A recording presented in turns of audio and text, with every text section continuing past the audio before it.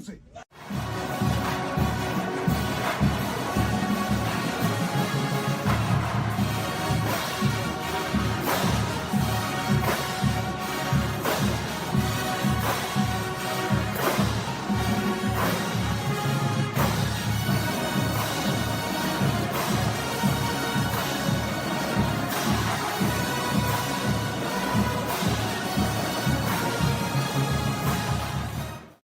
Welcome, welcome, welcome, welcome in. Good morning, good morning, good morning. Thank you for taking your time, whether it be your first time, your last time. Thank you for being here this time here with me. I am AP. I'm your host. This is Timeouts and Tangents, and I am coming to you from a good Friday morning. Little brunch time, solo, rocking by myself. Why? Because why not? This is what I love doing. So I wanted to come here this morning and I wanted to touch on the draft, the NFL draft. The combine is underway right now, and I don't think a lot of us even are paying attention to it, especially here buried deep in Baton Rouge. There's a section of fans that are, like kind of in, but right now most of us are all the way in on baseball season, and deservedly so. I mean, you got a defending national championship team that's looking to make a run at a back-to-back that hasn't been done in forever. So why would we not give that team our full attention? But this combine, this NFL draft for the Saints that's coming up is very, very, very important. And we got to give it some time to really, pay some attention to it, because if the Saints play this right, especially with this draft, we could potentially be on another run here. We could potentially be on another run here, man. And that would be so amazing. So I know that with the combine being underway and the Saints drafting in the top 10, a lot of attention and hope is for what the Saints will draft, and a lot of us are expecting us to draft Jeremiah Love. Now, I'll be the first to tell you, right when the college football season ended, right when the Saints season ended, and we were locked into that 8th pick, I was all on the draft Jordan Tyson or Mekhi Lemon bandwagon. I like Carnell Tate, but I think that we already have Carnell Tate. His name is Chris Olave. Similar play styles. What we don't have is that guy who's going to win those contested battles, who's going to make sure you get first downs, make sure you get touchdowns. And I know a lot of people are looking at Devon Vele as him. He's solid. I think he's definitely going to play a role, but you still need another wide receiver. You need that guy who's going to be that guy. And if you think the Saints are not going to draft a receiver within the first 2 to 3 rounds, then you did not watch that team play football last year. When it comes to Devon Vele, we're talking about a guy who came on late. You traded a 4th round pick for him, 4th and a 7th, I believe. And at first he couldn't get on the field, and it wasn't until we moved on from Brandon Cooks that he really got an opportunity to play, and he got an opportunity to shine. He made some really big plays. Him and Tyler Shuck got in rhythm early and often, and especially when it was 3rd and long, it seemed like every time you needed that conversion, that was the guy Tyler Shuck was going to. So I like Devon Vele, but you need another weapon. So I was all in on the don't draft the running back, right? Not in the first round, because this is a deep running back class. They have a lot of good running backs that you can get in the 2nd, 3rd, and hell, even probably a 4th round too. But the more I sit back and the more information that comes out on this wide receiver class, the more I don't think it's okay for the Saints to draft a wide receiver in the top 10. Not for the Saints team. I think this Saints team needs to get an explosive, dynamic player, whether it be on offense or on defense. You need somebody who's going to change one side of the field for you. You had the quarterback, so let's get a field changer for him. And when I'm doing my research behind this draft, yes, I know I do a lot. I stream a lot, I work, have a family, I talk about LSU all the time, and I'm still absolutely nutso behind the draft. Now, I think the Saints, a lot of the Saints draft will be based upon what they do in free agency. Because it's very likely that they go out in free agency and sign a running back. I mean, I know the Jets have come out and said that Breece Hall is not on the table, that they're going to do everything that they can to keep him, as they should. It's the only shining light that they have in the franchise right now. But what if you're in play for a guy like Kenneth Walker? You're not going to sign a starting running back out of free agency and then draft Jeremiah Love and still retain Alvin Kamara, Kendre Miller, Devon Neal. You're not going to do that. So you need to make sure that whatever your free agency looks like, then you can shape up and round out the draft from there. Now, what I will say is this. If you don't sign a running back in free agency, then we got to go with Jeremiah Love. And I would not be mad at that. I'll kind of be excited about it. But with the hype around the Saints adding a guy like Jeremiah Love, what if we don't? Where could we go? That's the question that I kind of went down this rabbit hole on. Like, if it's not Love, then who? And I wanted to see if there's kind of been a consensus around what players were people thinking that the Saints would draft at number 8. We all know at this point that Fernando Mendoza is going first overall. Like, there's no change in that. He's going first overall. So with that in mind, where does that leave the Saints? And like I said earlier, I was all in on drafting Mekhi Lemon or Jordan Tyson. And honestly, Jordan Tyson I wanted the Saints to draft Jordan Tyson like I want air. I wanted that guy in black and gold until I started looking into him a little bit more.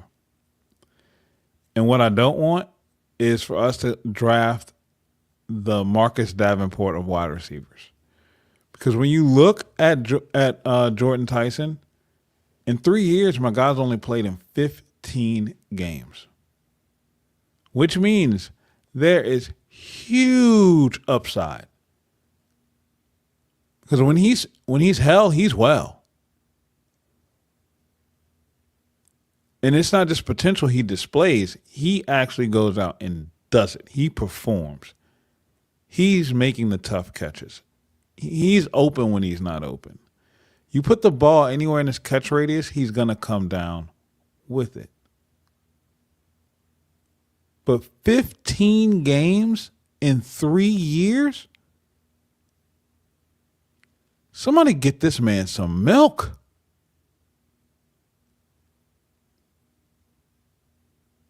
Somebody didn't do his body no good at all. Like, what are we doing?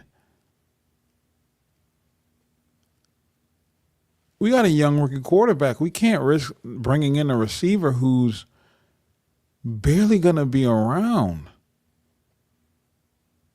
So I've moved on from Jordan Tyson. As much as I love the prospect of Jordan Tyson, I don't love the prospect of Jordan Tyson with this Saints team. Because our second-year quarterback deserves to have a receiver that he knows is going to show up and be there consistently. Look, Chris Olave played every game but the last game this year, And it was unfortunate because that was his goal going into the season, because he's fought through a bunch of injuries and concussions being the biggest one. And he had a blood clot issue at the end of the year, and nobody wants to see that happen. But you can't have your top two targets be the guys that are missing the most amount of time. That's when things get strange.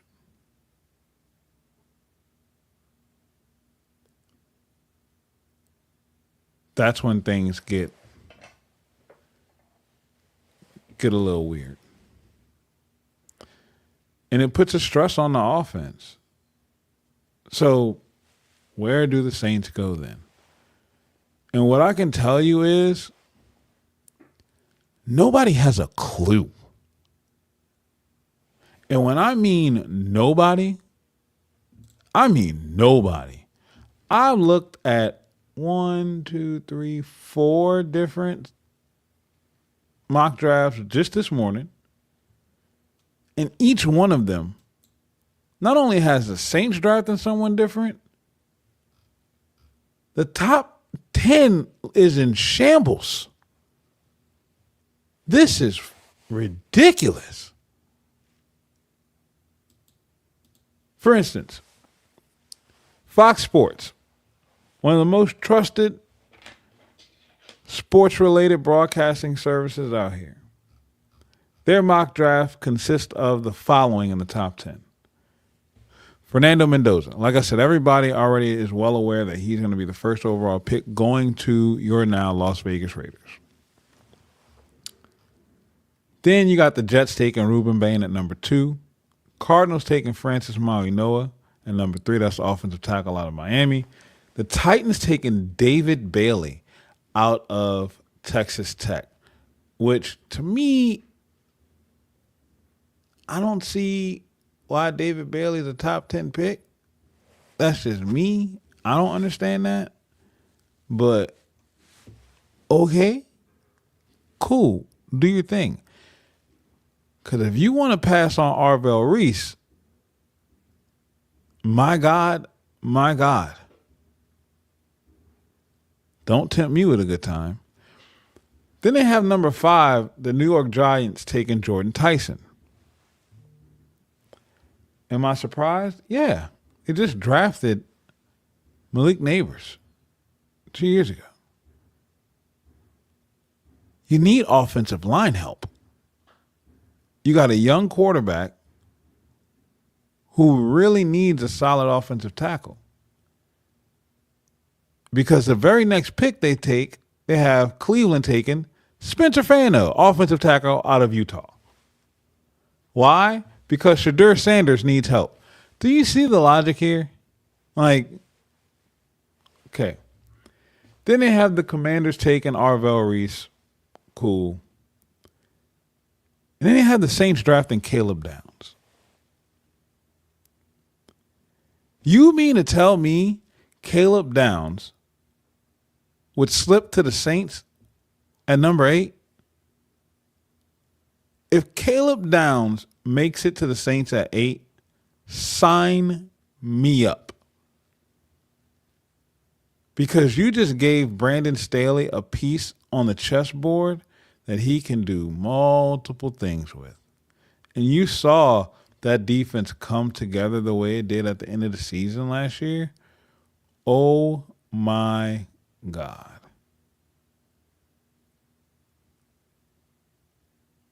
Caleb Downs has been a stud since he stepped on the football field at Alabama as a true freshman. He's one of those rare players that probably could have played in the NFL, not started right away, but he would have been a factor at 18 years old. The guy just knows how to play football.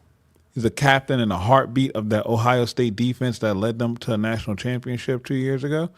And he's a mismatch on the field. You can hide him at linebacker. You can walk him down and put him in a box. You can have him 15 yards off the ball, and he's going to be the piece that changes the difference. He's the field flipper for defense. What a great way, a great weapon to add to your young quarterback. Yes, can he be a weapon for the offense? Absolutely. Limiting possessions on defense is the defense's number one job. Minimize damage, prevent scoring, and get the ball back to your offense. That's a field flipper. So you got the Saints drafting Caleb Downs at number 8. I'm all in on that. But picks 2 through 7 are kind of strange for me. So let's go to the next one. CBS Sports. Once again, surprise, surprise. Fernando Mendoza goes number 1 overall. Arvell Reese goes number 2. Francis Mauigoa goes number 3. David Bailey goes number 4. Carnell Tate goes number 5 to the Giants. Spencer Fano goes number 6 to the Browns. So I guess people are in on the Giants drafting a receiver. Sonny Styles goes to Washington. Now, mind you, I have yet to say Caleb Downs.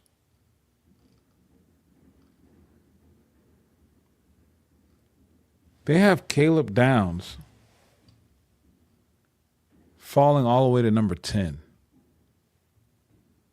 And the Saints drafting Ruben Bain.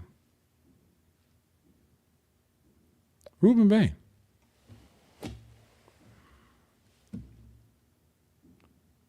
I would not be mad at the Saints drafting Ruben Bain.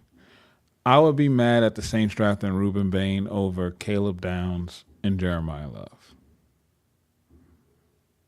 That, for me personally, is a reach. That's something I would not want to see the Saints. It's a piece that we need, don't get me wrong.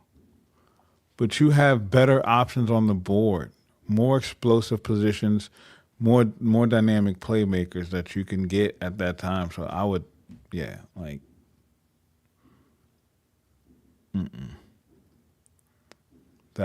don't jive with me.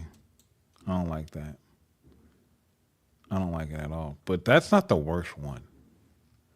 Sporting News. Sporting News has the Vegas Raiders taking Fernando Mendoza. The Jets drafting Ruben Bain. The Cardinals taking Caleb Downs at number 3. The Titans drafting Arvell Reese at number 4.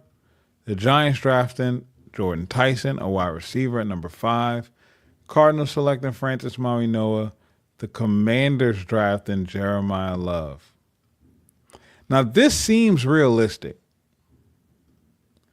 This is kind of where the Saints can find themselves in, right? Like, who do you take? Because all the top players on your board at this point are gone. Caleb Downs is gone. Jordan Tyson is gone. Arvell Reese is gone. Jeremiah Love is gone. Ruben Bain is gone. Like, all those are gone in the first 7. So who do the Saints draft? David Bailey. They have the Saints drafting David Bailey out of Texas Tech at number 8. I'll be upset at that. I don't think David Bailey is a top 10 pick. Just not enough lateral quickness for me. Straight power guy. Straight up power guy. I would feel comfortable if the Saints drafted him in the latter rounds. Now, do I think that he ends up being a first round talent? Yeah, I think he's good.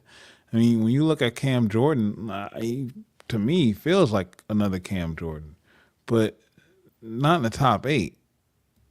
Not for what you need. Nope. I don't like it.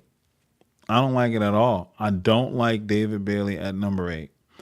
And if you're telling me Makai, if you have to, I'd rather go with a Makai Lemon, Jahmad McCoy, hell, Mansour Delane. Like like, give me the lockdown corner. 'Cause, like, I don't like David Bailey at number 8. And if you're telling me Makai, I'd rather go with a Makai Lemon, Jahmad McCoy, hell, Mansour Delane. Like, yeah, give me the lockdown corner. 'Cause, like, I don't like David Bailey at number 8. Hell, I'd even take Carnell Tate over David Bailey. Give me something to be excited for. Please, New Orleans. Please. I'm not asking for much. Give me something to be excited for. Don't do this to me. And then On3 shows up. Now, I hope you're understanding that they're like the point that I'm trying to convey is that outside of number one, nobody knows anything. Geno Smith can basically pack it up. His job in Las Vegas is over with because On3 has the Raiders selecting, you guessed it, Fernando Mendoza. They have the Jets taking Ruben Bain at number 2. The Titans taking David Bailey at 4 because Arvell Reese gets drafted at number 3 to the Cardinals. The Giants take Francis Maui Noah, which is smart. The Browns take Carnell Tate at 6, which is cool. The Commanders taking Sonny Styles at 7. So now if you're the Saints, this is the opportunity that you want. You want to have to choose between Jordan Tyson and Jeremiah Love. The thing here, though, is that do you want to let Jeremiah Love fall to the Chiefs? Can't you just, do us all a solid, Mickey? Keep him away from Patrick Mahomes. That would be so nice. That would be a little too nice. Please. But On3 believes that the Saints are going to select Jordan Tyson. Their breakdown is pretty funny. They say after Tate comes off the board, the offensively inept Saints land a dynamic but injury-prone Tyson, who is considered among the best playmakers in the draft when healthy. Despite playing just 9 games last season, they're missing a T there, Tyson led the Sun Devils with 61 catches for 711 yards and 8 touchdowns. Per PFF, this quote, the Saints opt to add an enticing weapon in wide receiver Jordan Tyson, who emerged as one of college football's best wide receivers over the past 2 years.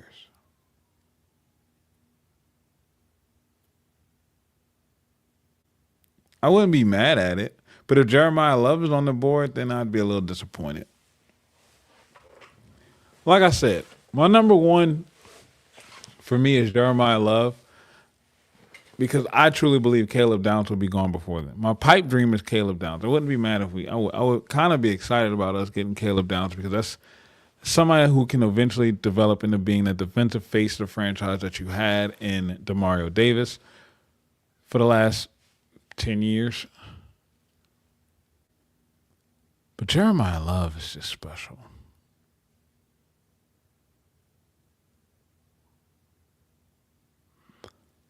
I like what he can do. He gives me feelings of watching Bijan Robinson with really good power.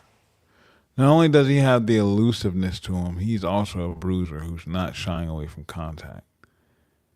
If he gets the opportunity to run you over, he's going to run you over. He can go above you, around you, and through you. He's a dynamic game breaker on offense.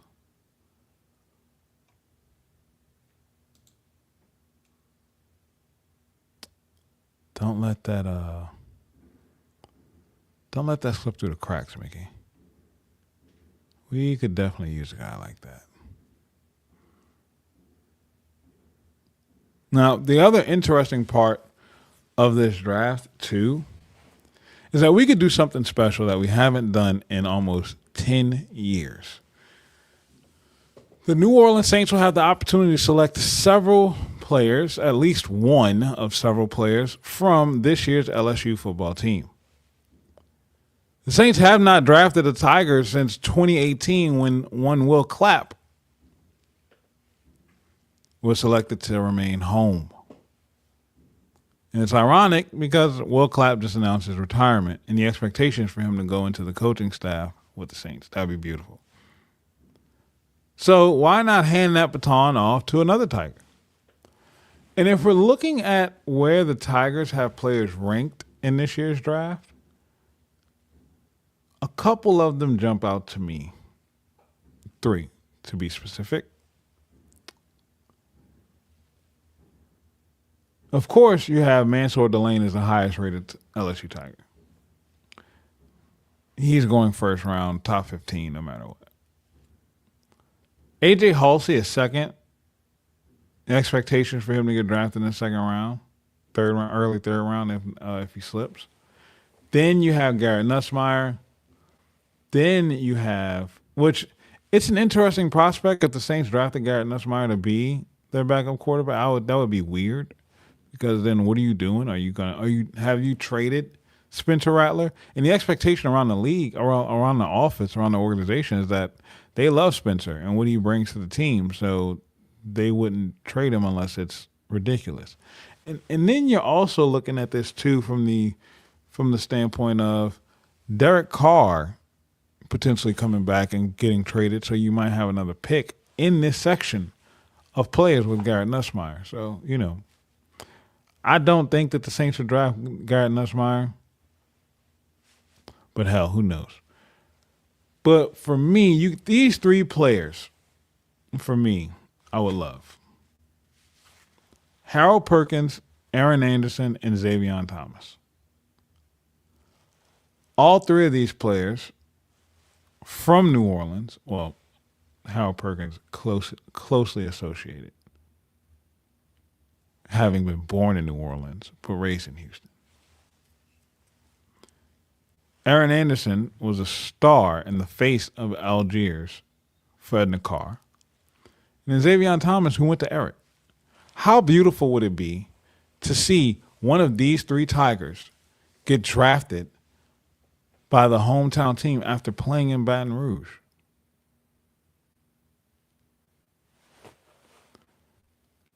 And each of them can serve a fit for what the team needs.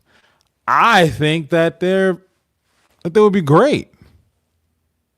Well, not great, but intriguing to see on the Saints. I like the prospect of Harold Perkins being on the edge in this defense, being a chess piece that Brandon Staley can play around with. I'd love to see him in this defense. And both Aaron Anderson and Xavier Thomas will add a special case on the offense too. You're talking about a guy who can get in the slot, return kicks, punts, and do it all for both of them. I love that idea. I love that prospect. So the question becomes, though, does it happen? I don't know. But I love to see it. Like I stated earlier, this draft is absolutely important. It can set the Saints up for so much. The vibes are high around New Orleans, as they should be. They crushed the draft last year. You found your starting quarterback. And now you got to get the pieces around him. At some point, they're going to address offensive line via free agency. And even if they do, I think that they need to draft another guard. You're going to have to find some defensive pressure. You're going to have to get another wide receiver. You're going to have to get another running back. You got a lot of holes to fill. But fortunately, this draft is very, very, very, very, very, very, very deep. It's very deep.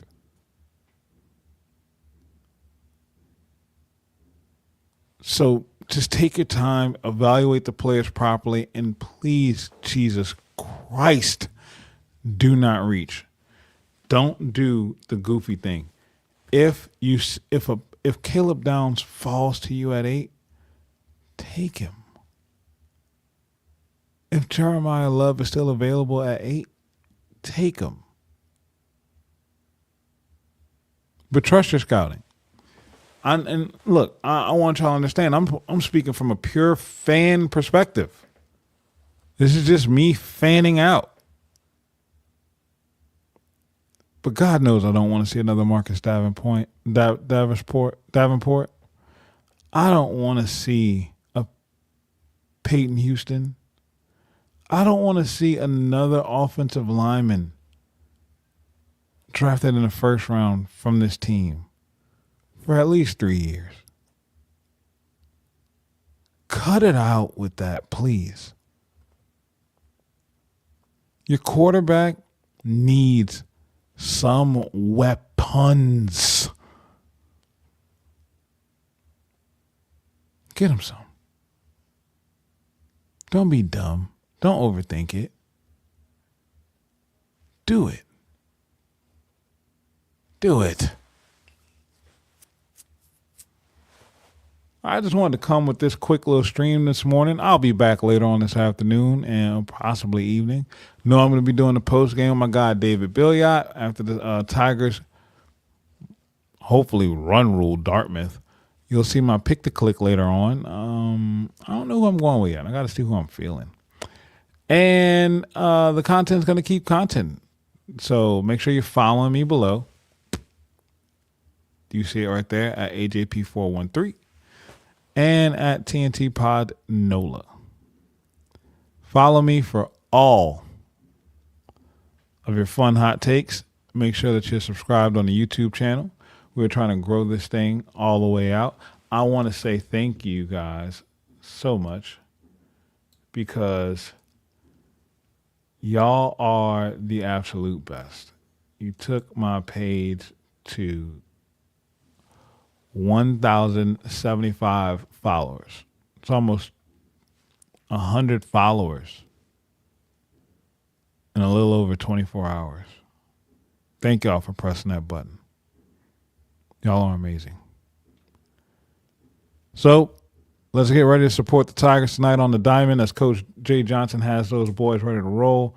Dartmouth's about to walk into an absolute buzzsaw tonight. I don't feel sorry for them. Get back as a mug, and you got to be the one that sacrificed to obtain it. So life is going to life for y'all too. I want to say again, thank you. If you want to see a difference in the world, please be the difference that you want to see. Be nice. Be kind. Life's already hard. Tell someone hello. Say good morning, good evening. Smile. Hold the door open for somebody. All those things are free to do. God loves you. He just wants you to love him back. Show that love to someone else. With that being said, I love y'all. Y'all be good. I'm out of here.